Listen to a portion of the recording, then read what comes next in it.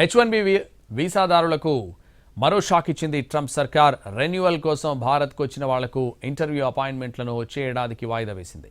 Social media వెట్టింగ్ను సాకుగా చూపి ఇంటర్వ్యూలను వాయిదా వేసింది అగ్రరాజ్యం. దీంతో H1B వీసాల రెన్యువల్ కోసం భారత్కు వచ్చిన వాళ్లు ఇక్కడే చిక్కుకుపోయారు.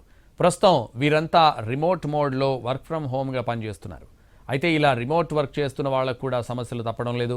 ఎక్కువ కాలం భారత్లోనే ఉండిపోతే తిరిగి అమెరికాకు రావడం, తిరిగి ఉద్యోగాల్లో చేరడం కష్టంగా మారుతుందని America immigration attorney David Santiago హెచ్చరించారు. భారత్లో నెలల తరబడి రిమోట్ వర్క్ చేయడం H1B నిబంధనలకు విరుద్ధమంటున్నారు ఆయన.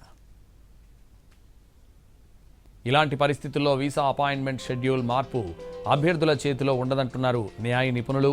రిమోట్ వర్క్ ఇచ్చిన కంపెనీల నుంచి రాతపూర్వకంగా అఫిడవిట్లు తీసుకోవడమే దీనికి పరిష్కారం అంటున్నారు.